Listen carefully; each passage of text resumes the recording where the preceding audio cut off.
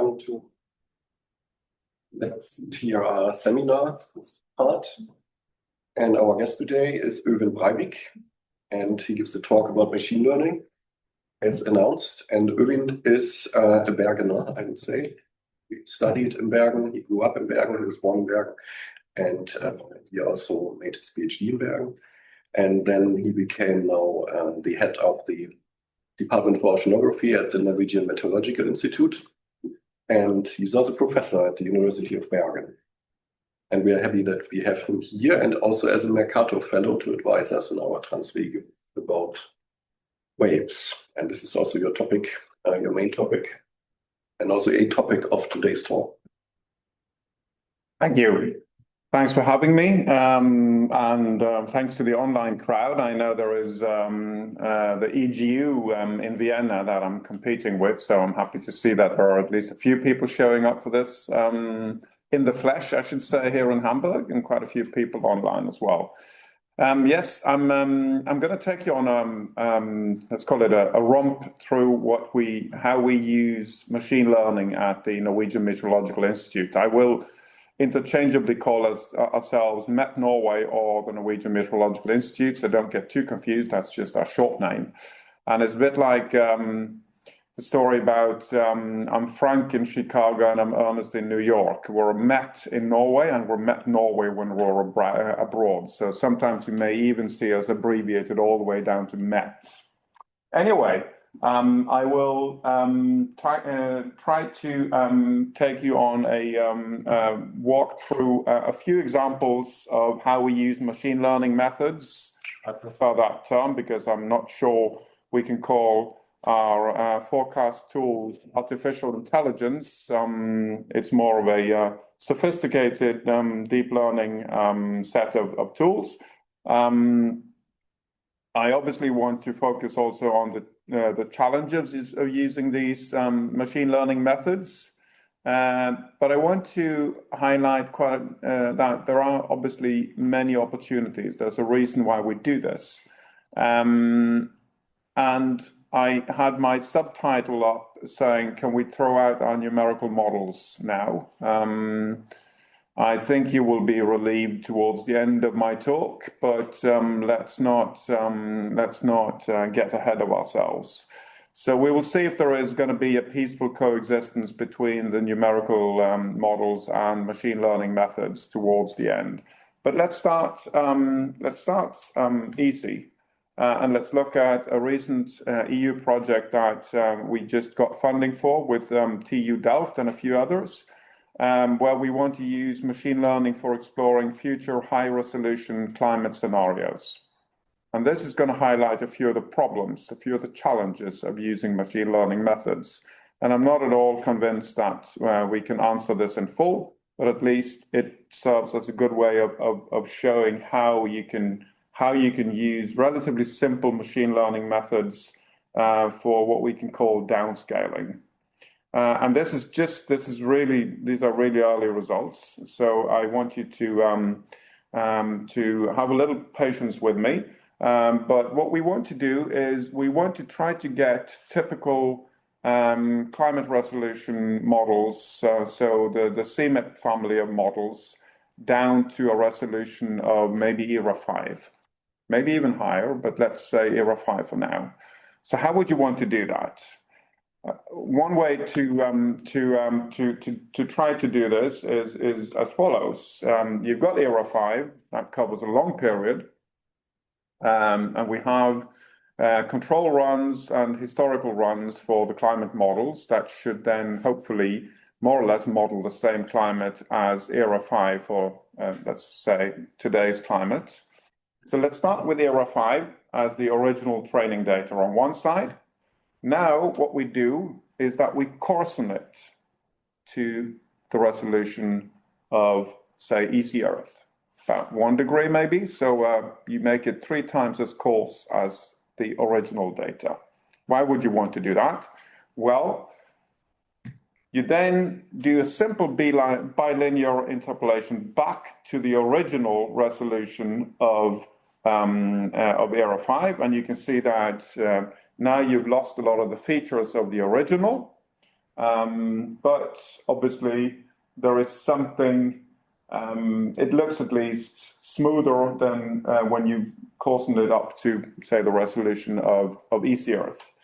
Now you train a relation between the original data and this bilinearly interpolated coarsened data sets. So now you build a relation between those two. That's relatively straightforward. And now, of course, here comes the crux. You now have easy Earth, and easy Earth sits on the same resolution as this coarsened Era 5. You then do a bilinear interpolation of that. And from that, you use the weights that you've already trained between Era 5 coarsened and Era 5 full resolution.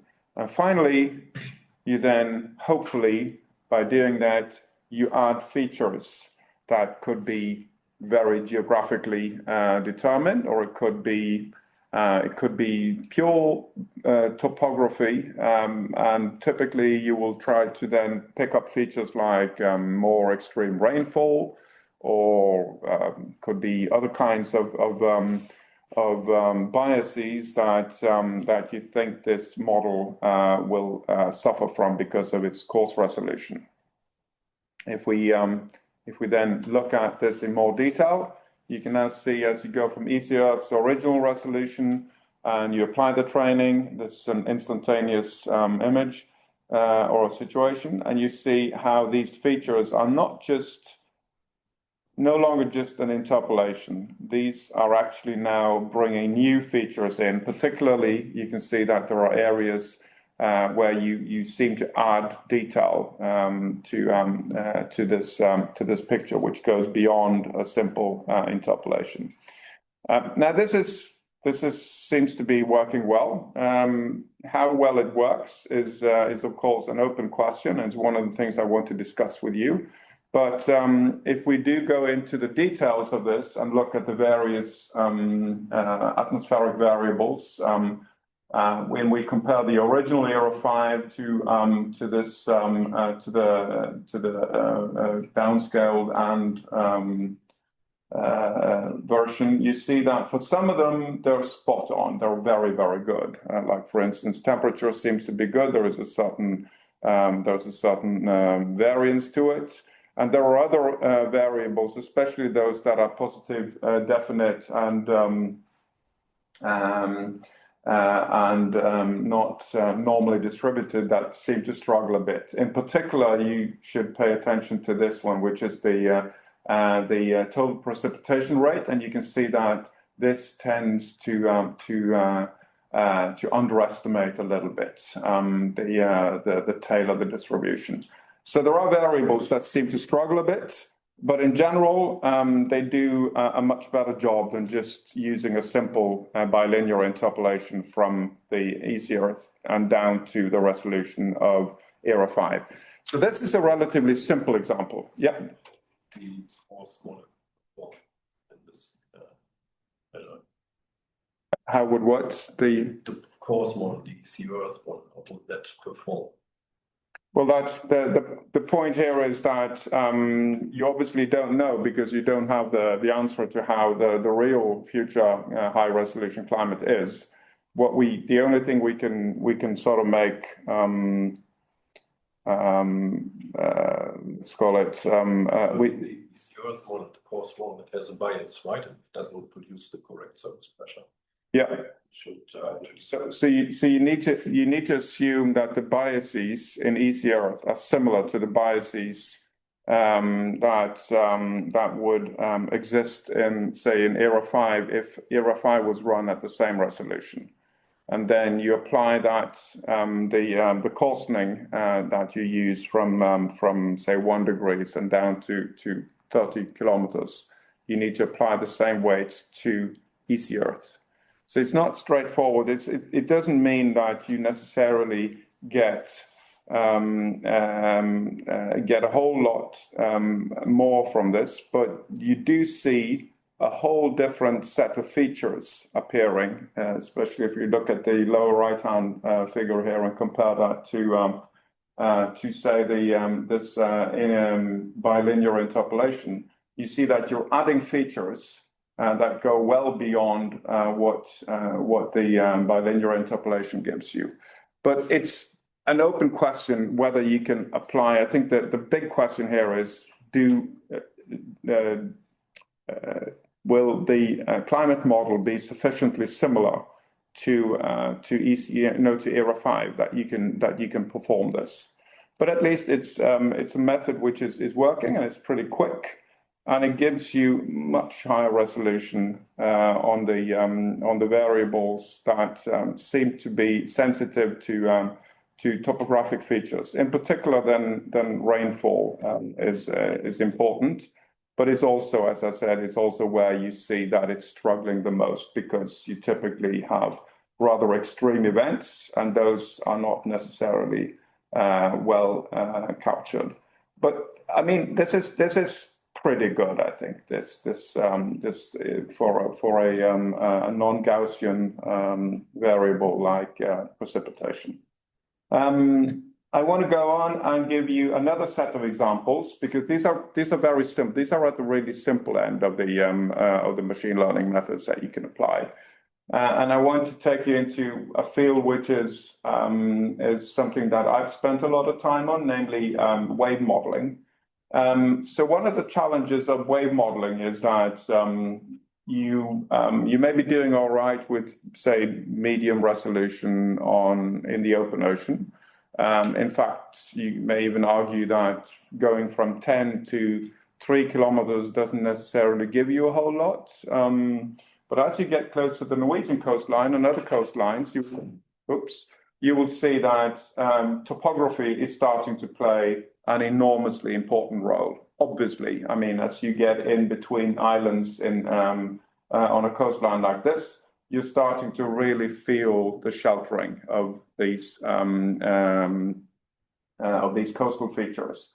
So then the question is, how do you deal with that? And the classical answer is that, okay, you build a high resolution model, which could be something like an unstructured grid. An unstructured grid is expensive to run, but it's certainly doable. And this is something that, for instance, I mean, usually people will apply maybe WaveWatch 3 to a problem like that, which is precisely what we've done here, where we have a model which covers a part of the Norwegian coast, and we've run it for 7 years. So now you have a super high resolution wave model which covers a period of 7 years down to 250 meter resolution. It sits inside a coarser hindcast, which is run at 3 kilometer resolution, which is, as I said, good for open ocean conditions, but obviously not sufficient for a complex coastline. So then what do? I mean, if you then, let's say you're interested in what's inside this box here, and if you're curious, the yellow dots here are wave measurements. So those are observation stations. So imagine you're interested in the wave conditions in this fjord, as the Norwegian authorities are, because they've been planning now for a decade and a half. They've been planning some enormous infrastructure projects in the area. So then you need to know to extreme detail, you need to know the combined wave conditions, wind conditions, water level, and currents, in fact. Anyway, 7 years is not enough. You can't build extreme value statistics on 7 years. You may want to know what is the combination of swell, intrusion, and local wind speed, for instance. There are plenty of things that are very very sensitive to swell when you have really long bridges, for instance.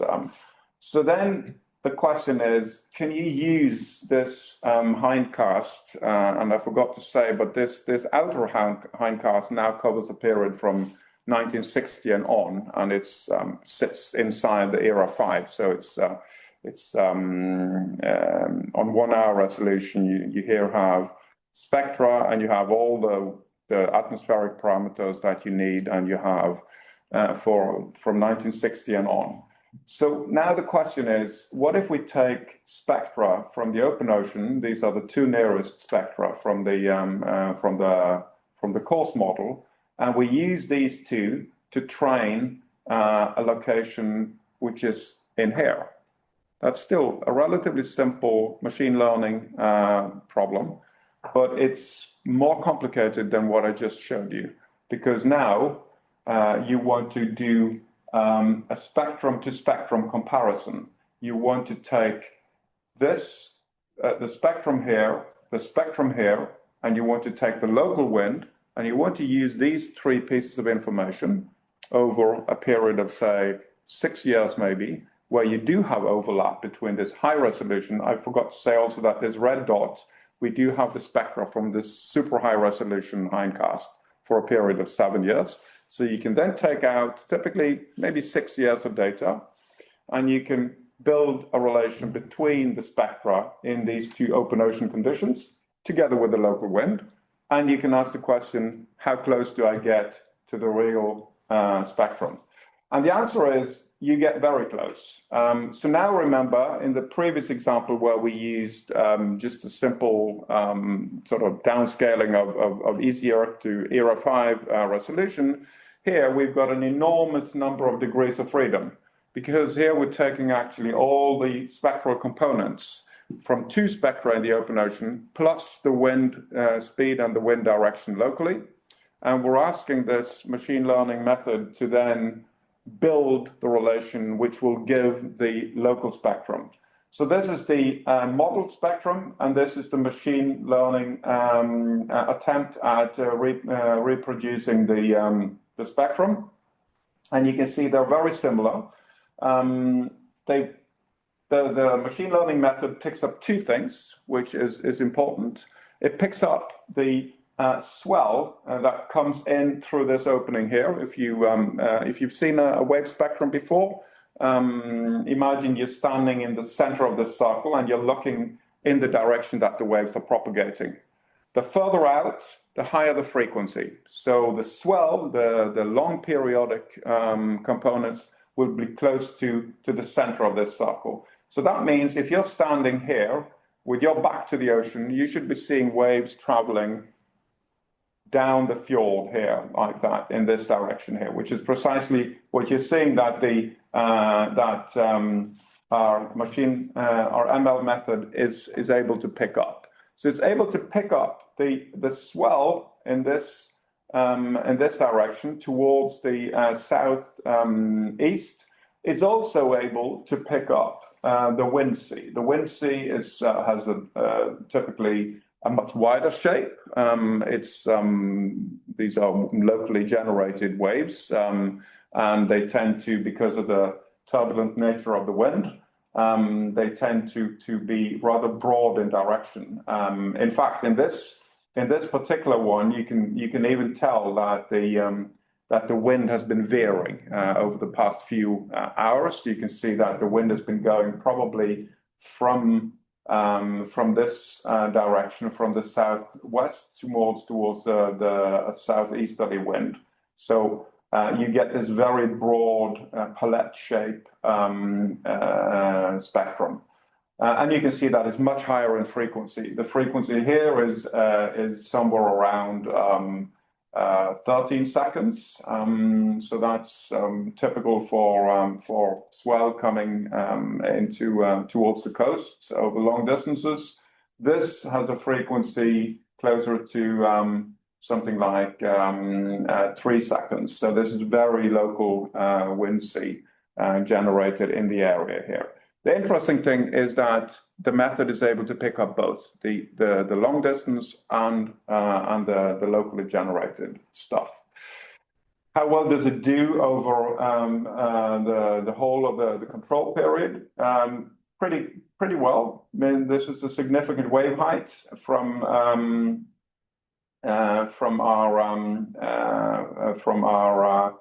hindcast, and in blue you've got the significant wave height taken from these ML spectra. And they pretty much go up and down as you would hope that they would. They do miss certain peaks, but in general, they tend to be, well, more or less on the money. So that means you can now use this, you can train this for a specific location or several locations, and you can generate your time series over, I don't know what, 60, 65 years, whatever.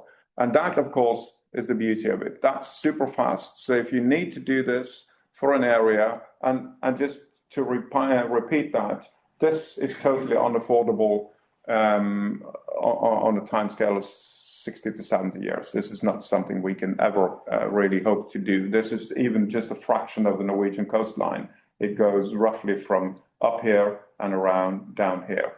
So you can imagine if you need to do it on this resolution for the whole of the Norwegian coastline, it's not, well, you just wouldn't have the compute resources to do that. So I think that, again, I mean, these methods, they sort out certain problems, and they obviously create new problems.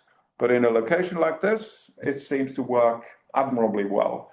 And it's a pretty good crash test because it has that mix of open ocean conditions with a fjord which is wide enough that you must expect there to be local wind sea generation.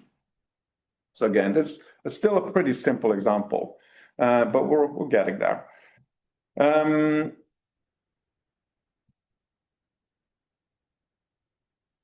Yeah, this is just a peak wave period, and again, you see that it more or less follows the modeled spectra. Now, let's ramp this up to a completely different level of complexity. And let's go to what we do in collaboration with ECMWF on the Anemoy framework to come up with a regional machine learning weather prediction model. So if you see MLWP, that's as opposed to an NWP, the numerical weather prediction is NWP, and this new machine learning weather prediction model is built on top of a software framework called Anemoy, which I've been told just means wind in Greek, and it's done in collaboration with ECMWF and other European weather centers.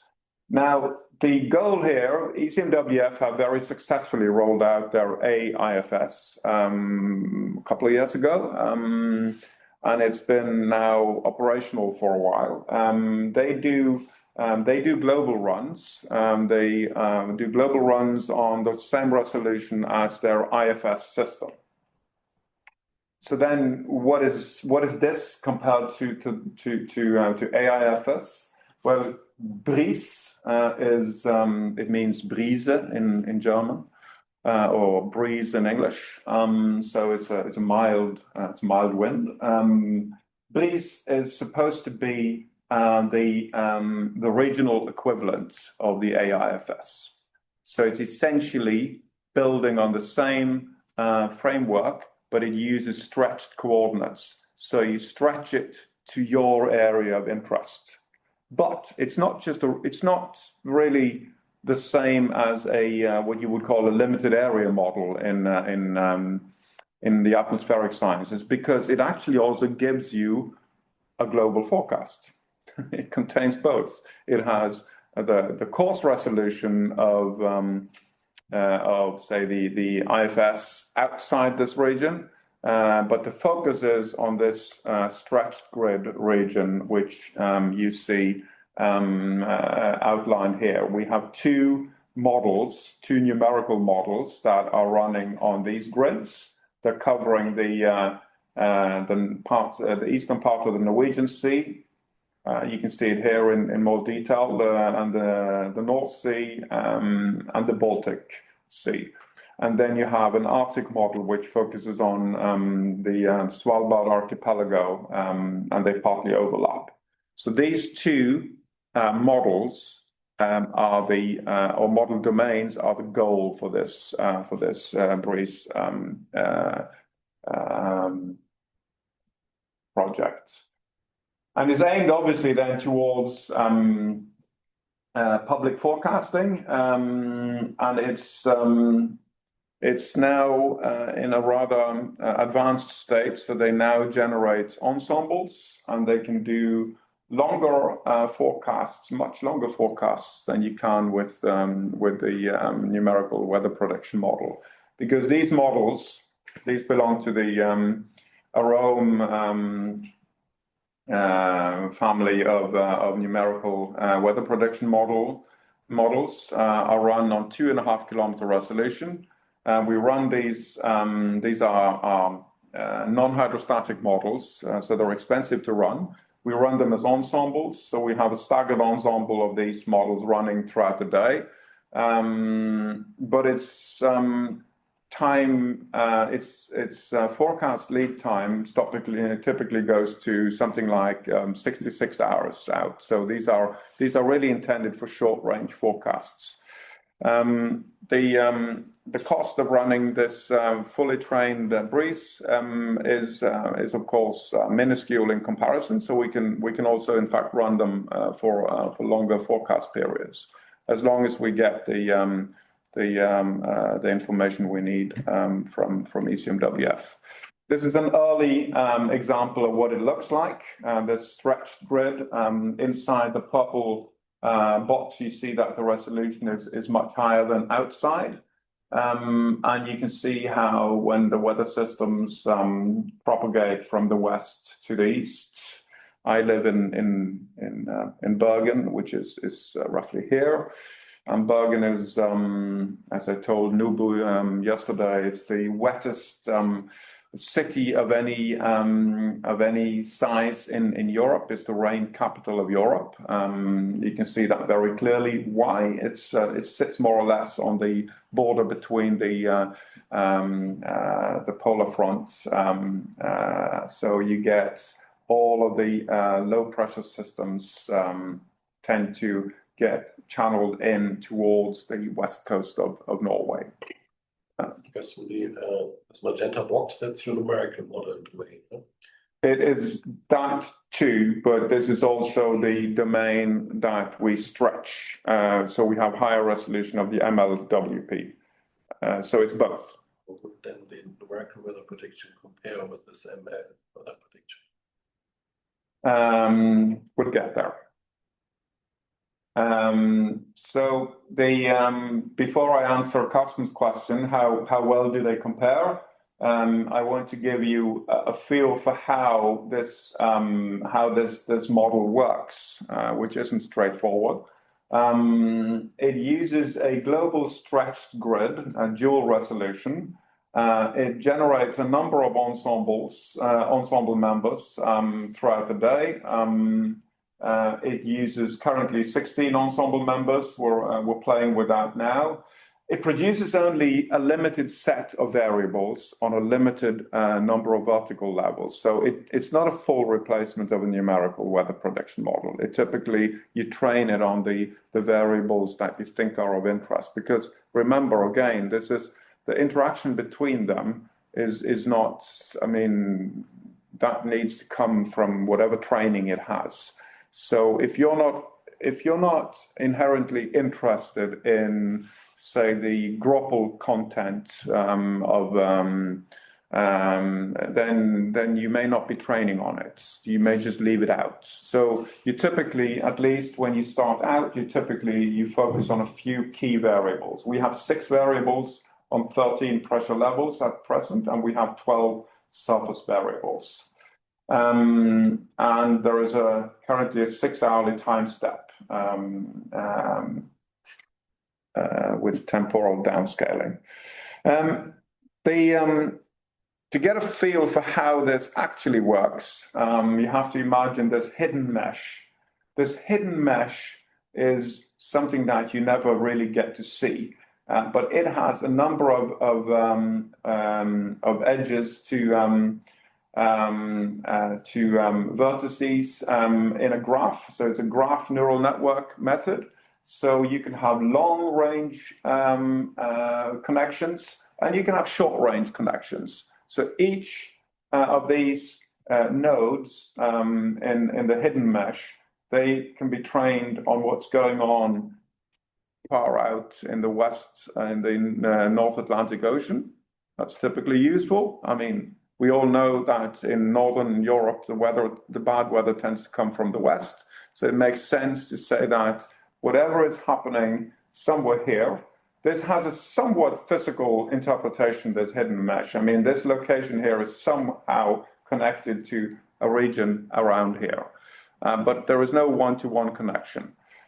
So you build this hidden mesh and you build up these connections between various locations and various variables. It's not just pressure to pressure. It would be typically wind, temperature, whatever you think would be reasonable to put in there, you put into these connections.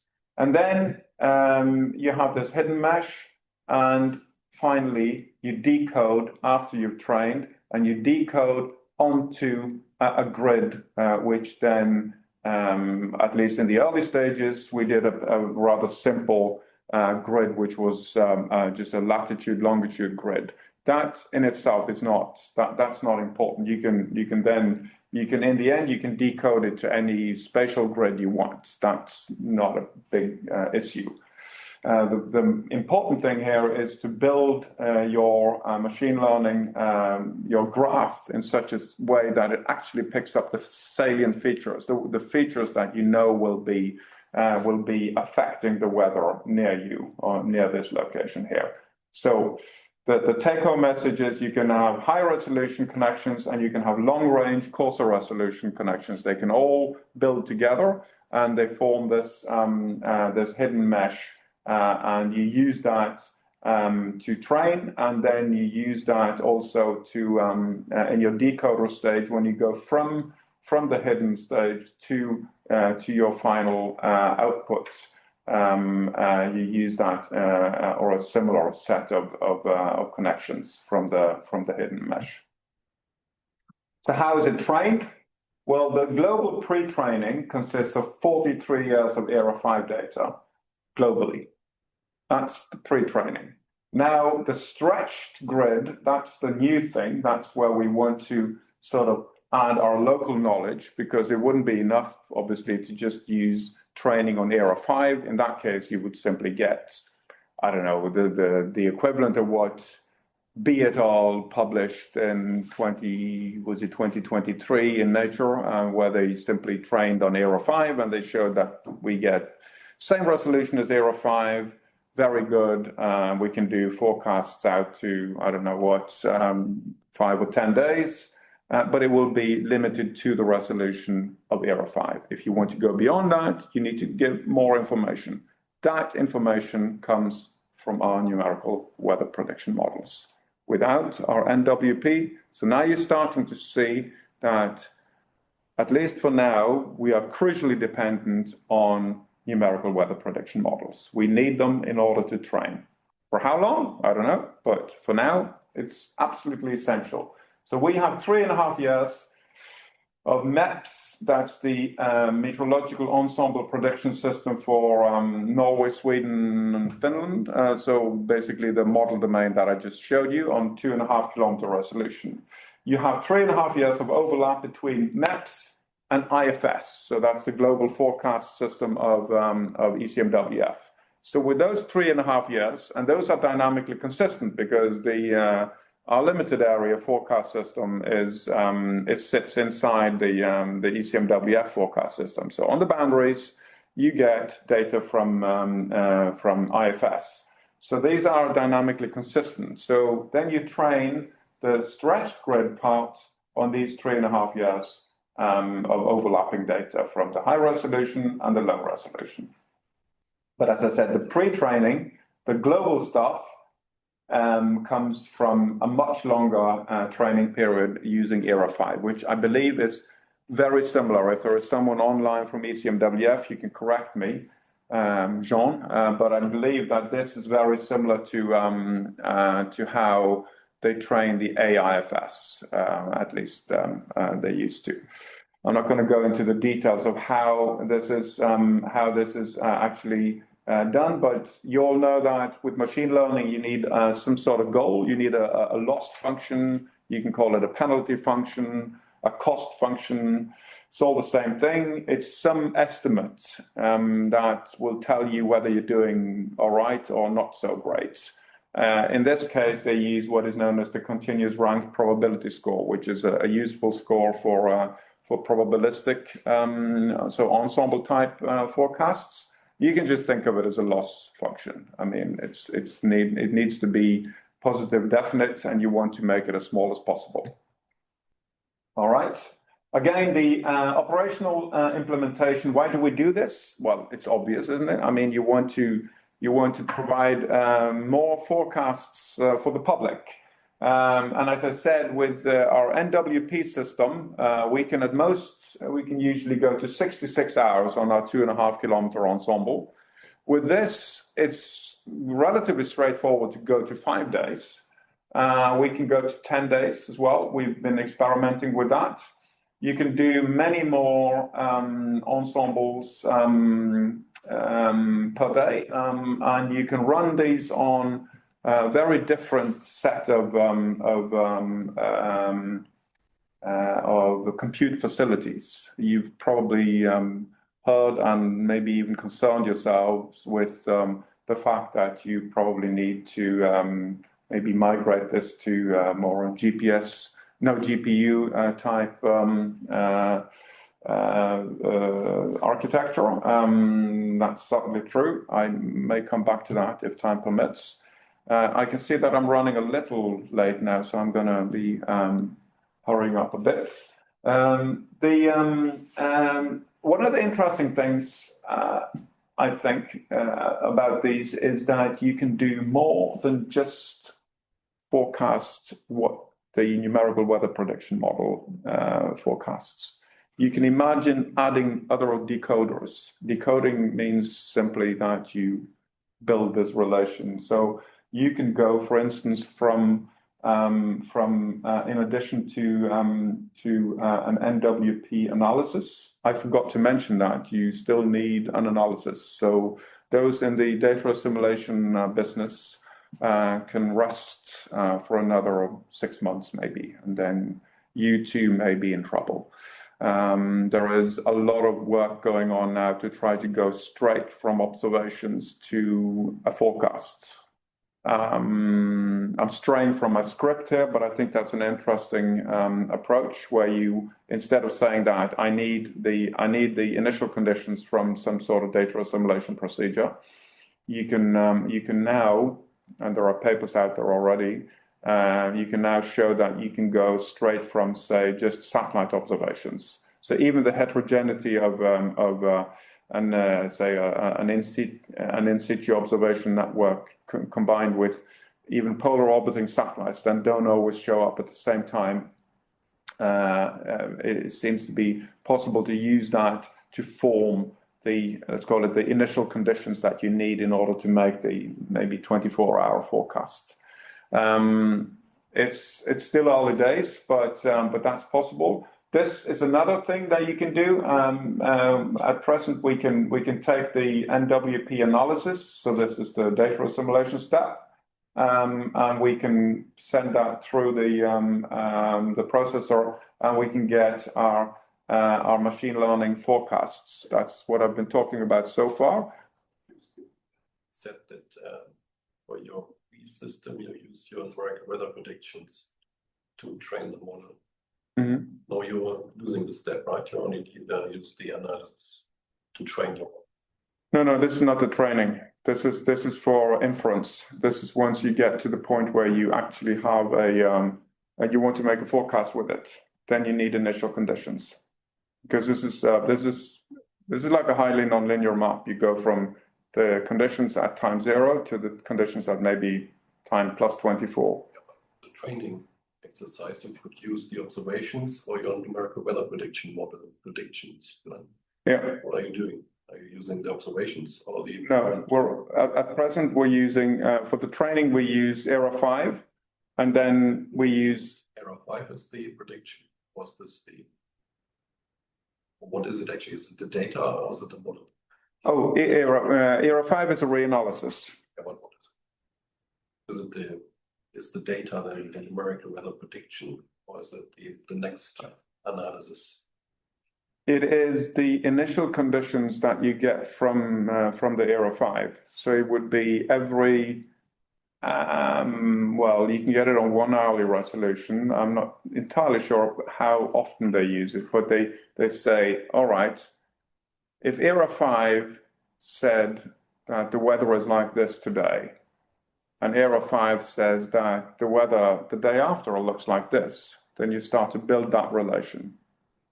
So that's your training. Yeah, but you could use the observations or your prediction or that time step. But in ERA 5, since it is a reanalysis, it means that the observations have already been ingested into the 4D system.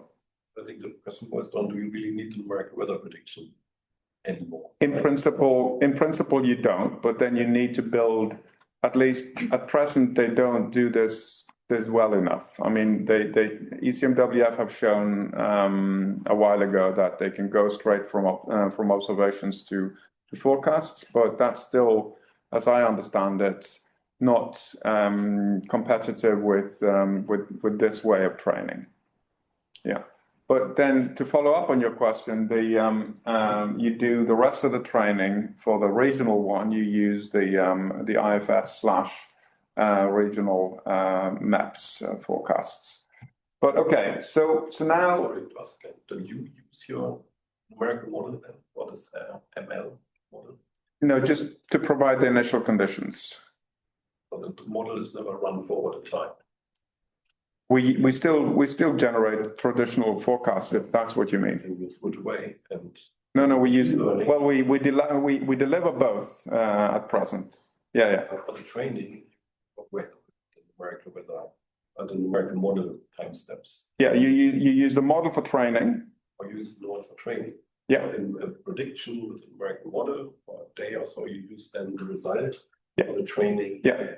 That's a good skill. Yeah. So in other words, that's an important point here, which I will get back to, is that whatever weaknesses are in your NWP system, those will obviously be reflected in whatever training you do. So you will just make this ML algorithm ape whatever biases are in your numerical weather prediction model. And that's, I think, a fundamental challenge of this, and one that you might imagine overcoming if you go straight from observations to say day one forecasts. Okay, let's continue, because this is time is running. But what I wanted to show here is that in addition to providing what we could call traditional forecasts, you could also use this to forecast more exotic variables like aviation parameters, lightning, precipitation phase, things that are not necessarily the output of a numerical weather prediction model. You just need the data to train on it. So you can have multiple decoders for this. So it's actually a way to add more variables. Again, I think it's still early days, but this is something that I think is an interesting extension of these methods. I'm going to skip quickly over this and just get to the preliminary conclusions. This is a paper which it's actually still in press, but it was accepted a few months ago. This shows the improvements over our ensemble prediction system. You can see that you make roughly a 24-hour improvement on the mean absolute error in temperature, verified against synop observations. If you go from using our limited area model to using this machine learning weather prediction model. So it does have an improvement, but not on all variables. I've carefully chosen the temperature here. It is not doing as well, for instance, on precipitation, and it's not doing as well in all cases. There are, I could have shown you, for instance, places like the the Oslo airport, where you suddenly have these temperature bombs, where it just bombs out and goes 10 degrees below. So there are still plenty of challenges, but we do see that there is improvement to be had from using them. To bother you again, but if you predict the prediction, then you cannot be better than the prediction. Oh, can that be? This is compared against observations. Yeah, but you, in the best case, the machine network is predicting or is doing what the numerical model does. Right? Well, that's not entirely true, because what it does is that, for instance, imagine that you train the what you're assuming then is that you're training the machine learning method on the day one forecasts, but you're not. You're training. You're saying, if the model's analysis, the time zero today, looks like this, what is the analysis tomorrow going to look like? You know the answer from your historical records.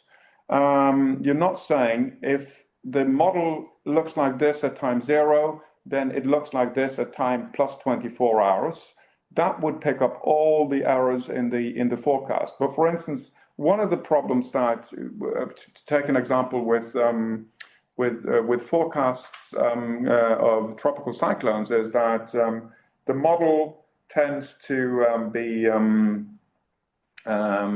deepening too rapidly or too slowly, the low pressure around the tropical cyclone. But if you have the answer, if you can go and say, well, I mean, the tropical cyclone looked like this today, and it looked like this the day after, and then it looked like this, then you get the correct evolution of the deepening of the. But then you don't need the model anymore. You're training with the observations. You could, absolutely, and people do that, but we don't. But I mean, that's true up to an extent. But you know as well as I do that you don't get all the variables in the atmosphere from observations, and you certainly don't get them everywhere. So that's one of the big challenges of training on observations. And observations have loads of weaknesses. I mean, they have their biases. As I said, you don't even measure all the variables that you need in a numerical weather prediction model, or that you're interested in. And they don't come everywhere. So there are plenty of challenges to using data. But in principle, you're right. I mean, in principle, you could say, all right, give me all the satellite data from the past 24 years or whatever. And, maybe going back to, let's say, the ERS-1, ERS-2 period, early 90s. Use all that to train a relation. But it is going to be very messy because of all the biases in the satellite observations. But in principle, yes. Okay, so now the question is, and I'm going to do this really rapidly, can we do something similar for our ocean model? So we have an ocean model running at 800-meter resolution. That's not nearly good enough to get into the fjords. So there are areas where we run this at 160-meter resolution. But that, just like the wave model, is way, way too expensive to run for the whole coast of Norway. So now we're starting to experiment with setting up a 160-meter resolution model for the whole coastline of Norway. And we're using the assumption is that coastline and bathymetry will be strong constraints to circulation at the 160-meter scale. So we're hoping that the machine learning model will learn this constraint from examples in the training data. Whether we can do this and relocate it is an open question. I mean, relocatability is a challenge, but this gives you a feel for the kind of resolution that we have in this 160-meter model. So just to a crosshair is about 4 to 5 kilometers. So you can, from that, you can get a feel for the kind of the level of detail that you need. And outside here is the 800-meter resolution model. And these models are nested. In fact, there's a two-way nesting. So we're now planning to use this as our training ground to build a relation from 800-meter to 160-meter resolution. But these are really early results. And we're just basically going to emulate the same method as they've been using for the stretched grid in the atmosphere. All right, I've got a couple of other things I want to show you. This is not my stuff at all. This is Luc Lenan from Scripps. I want to use this as a sort of a motivation for why we, even with relatively simple tools, still need numerical weather prediction models. This was just out a month ago in Nature Geoscience. The algorithm is called GoFlow, and what Luc said or saw was that there was a distinct surface signature from the geostationary satellites. You can see the eddies.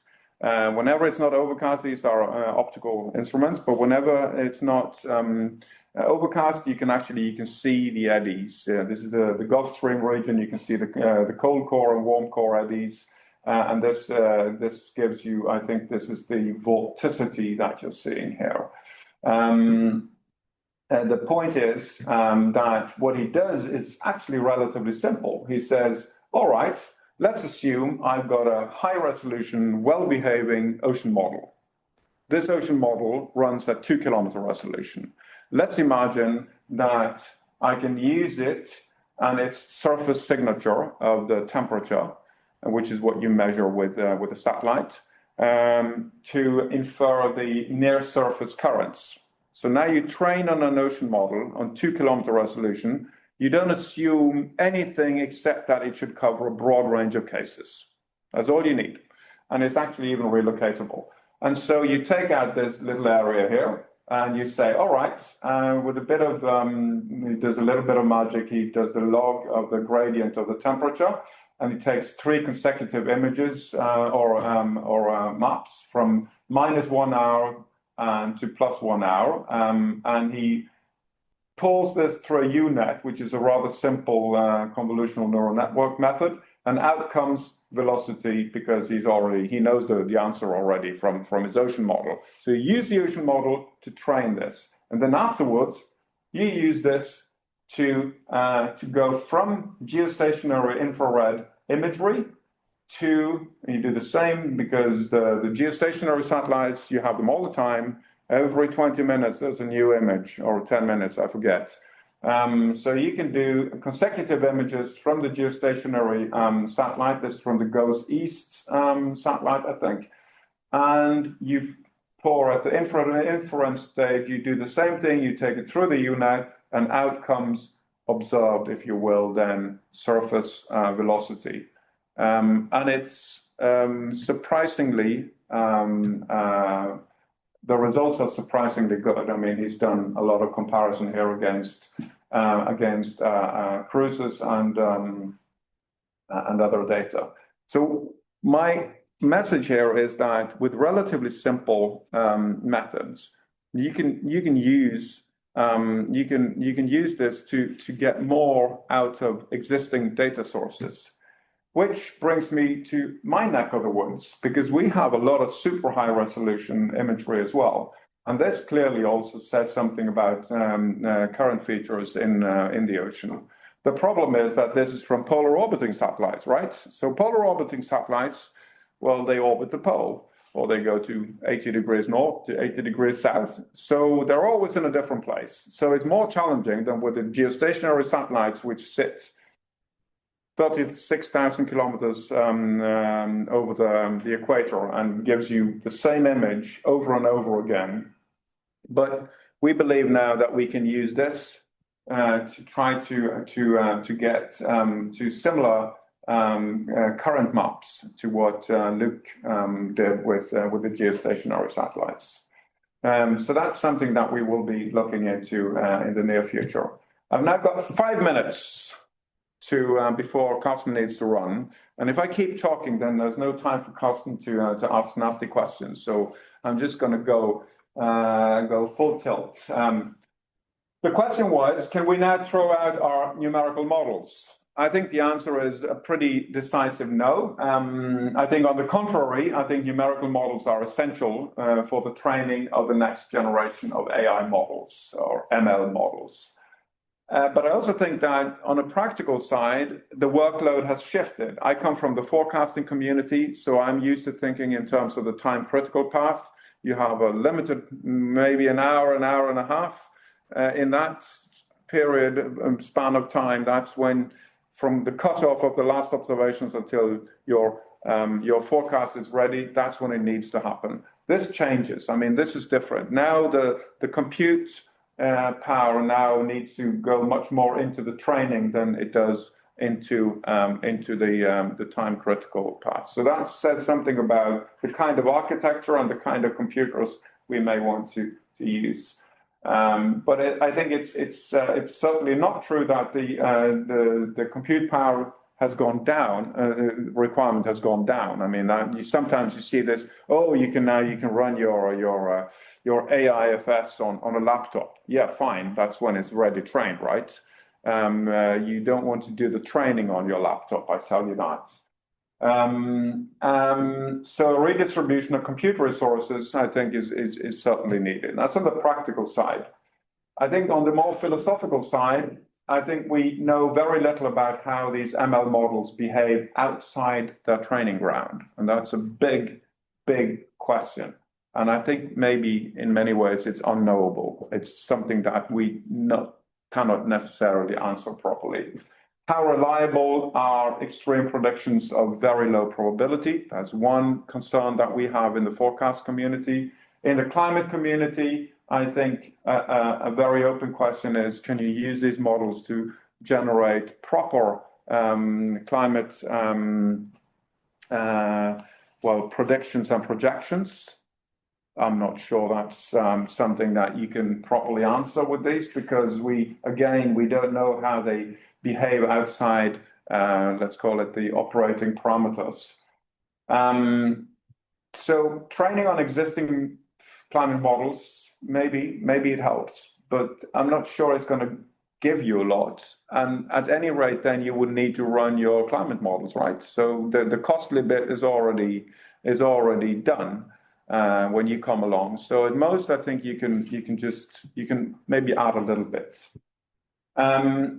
But I think the positive, to end this on a sunny note, I think that what is really interesting is that we can use our numerical models in new ways.